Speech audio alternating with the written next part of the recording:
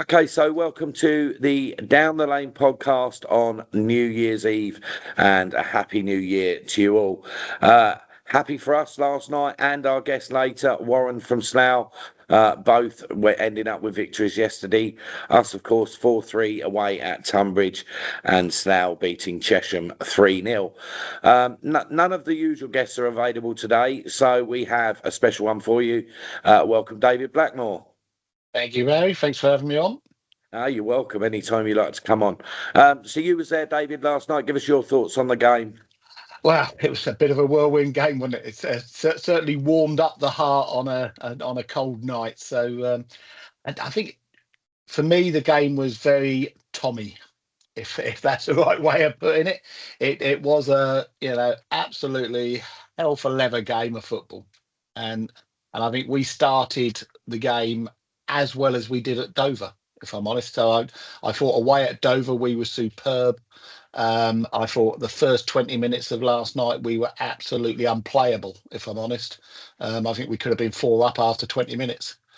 Then they changed shape a little bit, changed things up a bit, and we seemed to not necessarily adapt our game, and they got back into it. And from then on, it was pretty nervy, wasn't it? Really, I I don't think I was ever in doubt we were going to keep scoring, but it always looked like they could get a couple back as well. So when it went to 4-3 at the end, I think that the 10, 12, 15, half an hour of added on time that the ref seemed to want to play at the end.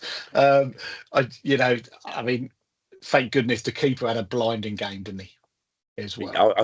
I thought he had a fantastic game last night, and obviously, what a loan we've had off of him. I mean, he's been here Yeah. a month now. And we've had something special out of him. Yeah, I was obviously behind the goal in the usual place, and yeah, I'm not going to lie. There was a few people shouting some obscenities at the referee, something to do with some sexual acts and blow the whistle. You know, it was definitely getting a little bit nervy. But one thing I will say, I thought was great again last night was the support again behind the goal. That has come on leaps and bounds in the last 3 or 4 weeks. I think the away support. I think, do you know what? In the last season or so, the away support has got better and better. But the last three games or so, it's just been phenomenal. I mean, Dover was probably one of the best atmospheres I've seen for a long time. Last night again, the noise was tremendous, and you can see the effect it's having on the players. Actually, you can see a number of the players always, getting them going and really enjoying that noise away from home. Yeah, and I totally agree. And I think that it has stepped up a level. We seem to enjoy being in Kent as well, because I think I go back to the Dover game and I say that, I've been watching Borough for so long now, and I actually think that was my best ever away game. The atmosphere, the Yeah, it's crowd, fun. it was, and that beat the playoff up at Stevenage, and obviously that's tough to beat that. Not the result, obviously, but just the actual feel of the day. I think it's And I one of thought, those things, even in Premiership football, isn't it? Is away days are normally a bit more fun for the fans because the fans that go are all together in one place. They make the noise and all the rest of it. But it's starting to come down at the lane as well now, I think, and it's nice to start hearing that crowd. And I think you can't ever undermine how much it does mean to the players to hear that noise. Actually. yeah, I totally agree, and they say that to me. So, anyway, after the game last night, Bobby caught up with Mark from Tunbridge, and here's what Mark had to say. So, Mark, full time, Eastern 4, Tunbridge 3. Yeah. How are you feeling? Obviously, very disappointing to lose, losing to another team in the relegation zone, like we've had countless times this season. Gifted you 2 goals, in my opinion, first half an hour. You were all over us. Scored just before half time, got a lot of momentum from that. Again, just after half time, horrendous error which led to the third goal. I don't know what happened there. And then we get a goal back for Pavey, and then you score, and then it's 4-3. So, look, just very disappointed all round. I thought we had plenty of chances. Your keeper made some unbelievable saves. Yeah. On another day, could have been a completely different story. Different. And from my perspective, I thought that we scored the first 2 goals, and then we kind of just didn't really click. And you got your first back, and we made a mistake. You capitalised on it, and then you made a mistake, and then we capitalised on it. So sort of, I thought it was a game of mistakes. Yeah, true. For parts, I thought we were the better team. Then for parts, you were better. I mean, I don't think you're mainly in trouble. I think you look like a well set up team. I mean, you're scoring goals, which is good. Yeah, well, yeah. I mean, compared to what I heard against Edgeley, you look really good here. I thought that you made definitely me feel very stressful. I've got a headache from that. That is probably a highlight from it. But do you want to talk about your 11? Is it Babajida? I mean, he's a quality player from what we all heard. What do you like about him? I think he scored the first, didn't he? He scored the first goal. Yeah, he's a very good winger who takes a lot of defenders on. He does lose the ball quite easily, which is a bit annoying at times. But overall, I wouldn't want to be a fullback playing against him. I think our fullbacks had a bit of a nightmare against him. Officiating, what's your thoughts about that of the game? I mean, I said to you off camera that I thought it was the right referee, and then you told me it wasn't. So just let me know what you think. I just feel it's mainly just the rules, really, the amount of times people go down injured and everything like that. But I thought there was a blatant back pass at the end. But I don't think it was as bad as what people make it out to be. We've seen a lot worse, but some of his decisions were very questionable, like every other ref, pretty much. Fair enough, 2 very different views there. And just looking ahead for the rest of your season, how do you think you're going to do going on now from this? Well, it's really up in the air. 1 minute I'm thinking, we'll be fine. The next minute, we'll think, oh my God, we're bang in trouble. We've lost to so many bad teams. I'm not saying you're bad. I think you don't look like a team 23rd in the league, to be honest with you. A lot of people have said that as well. I don't know. It's because you had like a new manager bounce or something, didn't you? I mean, you had a bad manager. We had Matt Gray, and now we've got Tommy. We lost to Enfield, lost to Chippenham. We've failed to beat Slough at home. But on the flip side to that, we've won at Maidstone. We won at Worthing. And we also won at Torquay the other week. So it's just one of the most craziest seasons I've ever known. I think we have got quality enough to survive, but I think it's so tight up there. There's 10 teams in this relegation battle. It's only the halfway points. It's still too early to say, pretty much. Well, Mark, thank you very much. Thank you very much. Good luck to see you. So as you can see, Mark was a little bit disappointed that they never scored more goals. And obviously, it was a cut and thrust. As me and David have already said, it was a cut and thrust game. Localish derby, one of our local games, and we always seem to have a good game at Tunbridge. So all seems to be. I bet he was glad the referee didn't blow the whistle for the corner though when they scored their 3rd goal. And I have to make this point because I was fuming about this. You know me and officials, Barry. I have a rough thing, but. The ref had stopped the game to go and talk to all the players for jostling about in the penalty box for the corner. And then he came back out. He didn't bother blowing his whistle. And they took the corner. And I don't think our players were ready for that 3rd goal. And he let the goal stand, which, hey. But we won the game, so I don't care. Yeah, exactly that. I haven't yet seen the highlights. I think they're probably still editing them, and I think it's probably going to be a extended view because there was so much going on in the game. Absolutely. But I think one thing we have to say, obviously, at the end of the game, it looked very much to the fans like Pemi was saying his goodbyes to us. 20 goals this season, 15 in the league, 5 in the cup, and he came over, applauded us, and then threw his shirt into the crowd, which I think, for me and for the fans that were there, probably meant that he's probably going to get recalled to Peterborough. Obviously, nothing official yet, but they won't be able to do that until the 1st of January, I wouldn't have thought, because I would have thought that if they've got a drawback clause, it will come in January. So. If there's any official news, Barry, it'll come out on Thursday, Friday, I would imagine. But if that is happening, then he's been great for us, hasn't he? Scoring 20 goals in a team that are in the bottom 3 in the league. You'd probably understand why Peterborough would want to bring him back, and if they are, then we have to just say a huge thank you to him. And hopefully George is now back fully fit and George will step up and do what he done for us last season. Yeah, and that's the hope, and obviously from everyone here at the podcast, thank you, Pemi. You've given us some great memories. If that was your last game, which will please now, obviously, our guests that we've just lost our top scorer, Warren from Slough. Hi, Warren. How are you? I'm okay. You're right. Yeah, all good this end.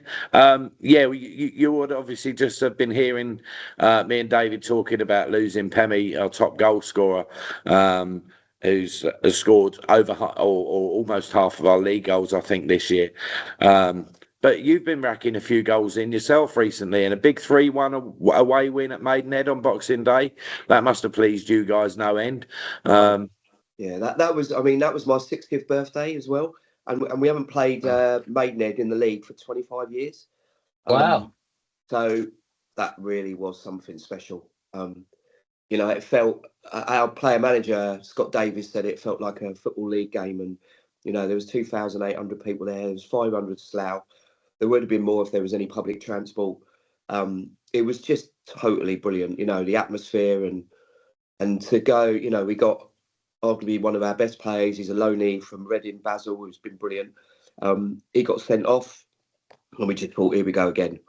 You know what it's like when you're down the bottom, just fine margins, and things happen, and we just thought, and then to beat them 3-1, it was good fun in that away end. Bit more than we went to Dover about a month ago. That's probably the worst I've seen us, and a long old trek for nothing. So, and I always think that's what football's about, and you put in the miles just for those moments, and that moment at Maidenhead, obviously, and then I had a party in the evening, and I felt brilliant the next day. You did.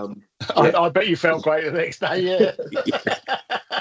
But it's been coming. It's been coming, and we got. We're a very small fish in a very, very big pond. The National League South is out of control in a way.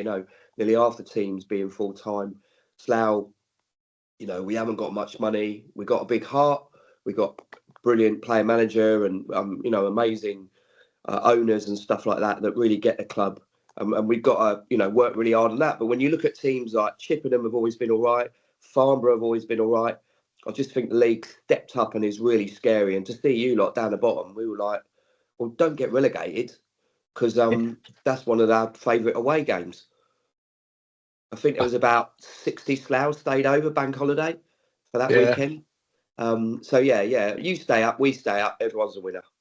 Yeah, I mean, obviously that's got to be the hope, and obviously we are a long-term team now in the in the National South. We've been there now for God knows how many years, since we came down from, I think it's 2011. We came down from the National League into the National South. So, the last 15 years we've been a National League South side, and I've said that I think last year. We done a podcast with all the guys up the top towards the end of the season, running into the last game of the season when 6 teams could win the league, which is unheard of in any level of football.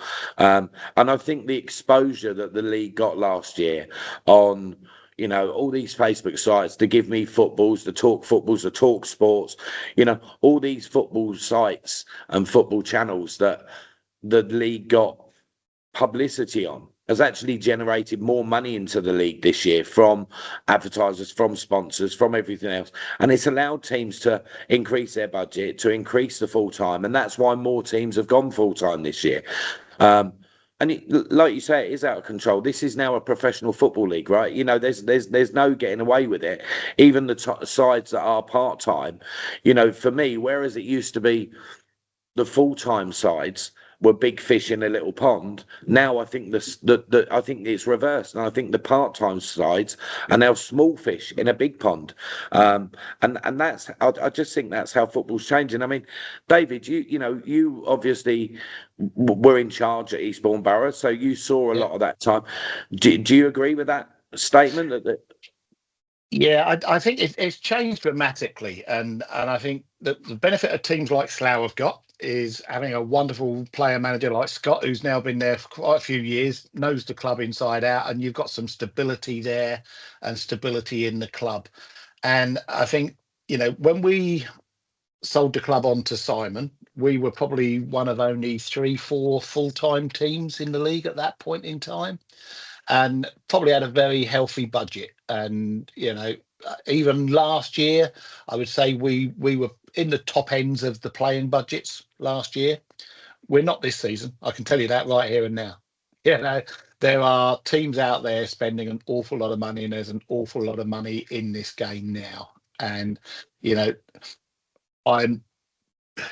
personally think that the hybrid model works best at this level of being full-time but allowing some part-time players in there, because I still stand hard and fast by the fact that some of the best players in the league are part-time players, and they have other jobs, right? But they've been around football for a long time. They're a bit older. They've got another career already, and I think that's what makes this league so competitive. Is the full-time teams are competing with a lot of teams that have some really, really great part-time players in there as well. And I think this league is a really tough one to get out of now. I think there's some quality football going on at this level now. And I think, is it professional yet? National League certainly is. And that's why we've got to push for this 3 up, 3 down, because I don't think there's a great deal of difference between National League and League Two now. And I think National League South and National League North, it's starting to get to that point where they're stepping up that game as well. But it's happening all the way down the pyramid, by the way. So even the level below us, when you look at the budgets of some of the teams in the level below us now, it's starting to push more and more and more. But that, I think people talk about, can it be sustained? I think the fact, as you say, well, 2,800 at your game on Boxing Day. If there was 2,800 at every single game, then people could probably sustain it. And I know we say, we need to get to 2,000-3,000 people at the game week in, week out. And you've got a lot of clubs that are now doing that. Worthing averaging over 2,000 a game this season. And people are starting to realise non-league football's a fun place to be, right? Yeah, I totally, the transformation over the last few years for crowds is amazing. I think one of the downsides is obviously, we've had to segregate quite a few games because of the behaviour. Like people drop out of watching top level football because they've had enough of it. One of the beauties about lower league football is, we all pile into your clubhouse, we chat to all your supporters. I've got to know the top security guard there. Over the years, because we've bashed bins and everything, and just got to make friends with them and say, look, we're just here to have a laugh. Do you know what I mean? We don't want any trouble. We can control our youngsters if they get out of control. We've got, I always think of it as like a working men's club where you got your grandma and your little kids and everyone. Do you know what I mean? The youngsters get a bit, and you slap them around the head and say, oi, behave, or mind your language, or like, we're here to have a laugh. I've seen some of those clubs where their crowds are going through the roof. They haven't got that control, or clubs fall down from the Football League, and all these people think they're still Football League. And that's my worry. It's like people come to this level, and Slough can't compete with those crowds. We're 20 minutes from London. You can go and watch any, if you've got the money. Yeah. So we've got to fight for every supporter. Since we took over the lease of our ground, I think we've got 30 different youth teams. Every one of those players gets a free season ticket. We've got women's team, disability team, Benvie Fat.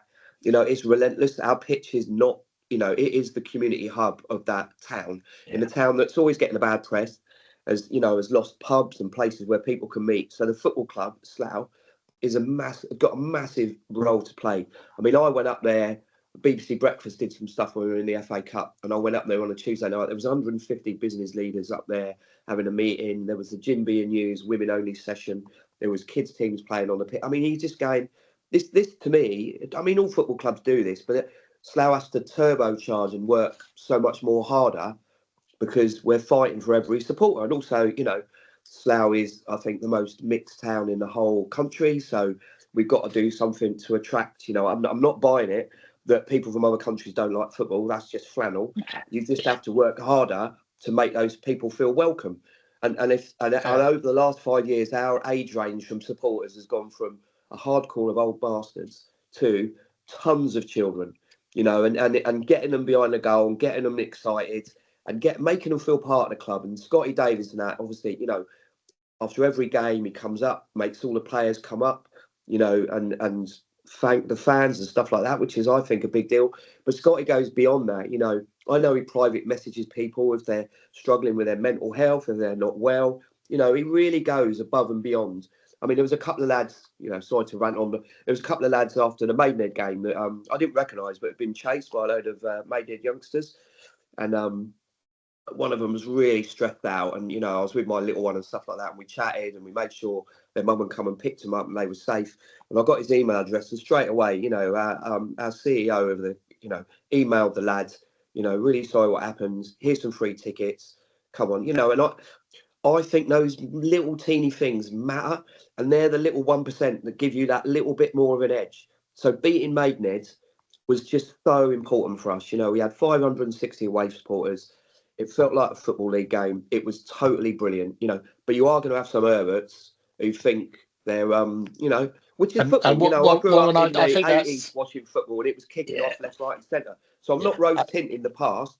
I'm just saying, you know, and I think community clubs like us, Warren, have got to kind of accept that. And I've got to be honest, that when we started, and we probably started kind of really driving the community with the youngsters around COVID time, just after COVID, and getting a lot of youngsters in, free tickets for school children, all that kind of stuff. And there were a few grumblings from the old crowd who, you know, used to being out to stand exactly where they stand and sit exactly where they sit and nobody around them. And, you know, you know, I don't like that bad language that's suddenly risen and all that. And I think you've got to accept that that's going to happen. If you're going to bring youngsters in, that changes the dynamic slightly. But being a community club like Slough are, like Eastbourne are, it means they're brought up in the club. And we certainly have no trouble with any of our young fans anywhere. And we've got some real youngsters coming away with us now on away games and banging their drums and having a wonderful day out. I can't recall ever seeing a single situation where we've had any trouble. And as you say, if there is any slight hint of it, people pull them in and do that. So I think this organic growth from the community is the right way to do it. And I think it will grow. And it will get the youngsters not going off to Premiership games, but coming to their local football club. But I think the difference with you lot as well is your stewards, you know, the guys I know, a lot of them are local and they'll know those kids and things like that. And so when we've had a few teeny little issues, they've just dealt with it brilliantly and with good humour, and it's been sorted. You know what I mean? I think when you get private security companies, I mean, Worthing used to be a brilliant laugh. Last time we went there, it was horrendous. Do you know what I mean? It was like, why? I think they had a bit more trouble yesterday, didn't they, with their Dorking game? Yeah, well, you know, and it makes me laugh. I just think Dorking. You think you're like, you know, mate. Well, I mean, what we've seen in him, your mum's shops at Waitrose. You know, come on, Dorking is this lovely little market town. Don't pretend you're some gangsters.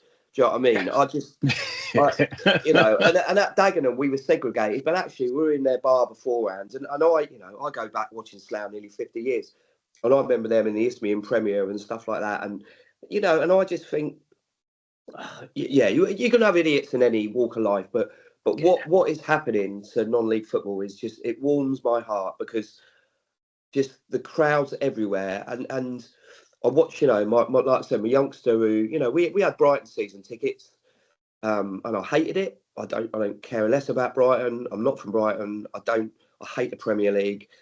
And actually, when they stopped going and they're coming to Slough games, they said, this is more fun. And I think that's the thing. This is more fun. Do you know what I mean? So we've got to be wary of how you make more people come, but mate, you know, and you're always going to have older people who go, oh blimey, I hate all this. Do you know what I mean? Of course, it was better during the war when I was having bombs dropped. But isn't it nice that you can look forward? I mean, I'm looking forward to coming to Slough and seeing some people that I've been seeing for years. Yeah. Okay, actually, you know, same as at Tunbridge last night. You're going, oh, I'll be able to see old so and so tonight. It's, you know. Similar, you know. I mean, I you know, certain grounds I love going to. Slough's one of them. The guys are always quite friendly up there. Obviously, there's banter. I'll stand behind the goal and I'll have a pop at the keeper because I think that's my job, right? If I can put him off a little bit, and if I get Borough 1 goal a season, now I've done my job for the year, right? By having a pop at the keepers. But it's all banter. I shake their hands at the end of the game, and we have a bit of fun and we enjoy a bit of a sing song now with the other fans. So yeah, all good on that end. Just so we're going to have to start winding up soon. I know people are busy today, obviously being New Year's Eve. They want to get ready for tonight. Before we go, we do a prediction at the end of every podcast on the upcoming game. So David, I'm going to start with you. Scoreline for Saturday. 5-2 to Eastbourne Borough. we like 7 goals away, don't we? Absolutely. Who's going to score if you've lost your best striker? I'll tell you what, the way we're playing at the moment, Warren, it just comes from everywhere. Warren, yourself? 3-3. Cool, 3-3. We're definitely going for goals. Right, well, do you know what? I'm going to go for a 2-1 either way. I'm not sure which way, but obviously I hope Borough. But I think it'd be a lot tighter than you guys. I mean, 5-2 and 3-3. It's definitely worth coming up. So, Barry, when was the last time you saw only 3 goals in one of our games? That's true. I'll say 3-2 either way. So, thanks for coming on, Warren. Thanks for listening, guys. Like I said earlier, Happy New Year to you. Thanks, David. Thanks, Warren. Happy New Year to you both. Have a good night tonight, and we'll look see forward to seeing you Saturday, Warren. See you Saturday in the bar. Yeah, see you Saturday. We'll be in the bar Saturday. Take care. Thanks, guys. Thanks, guys. Bye. Cheers.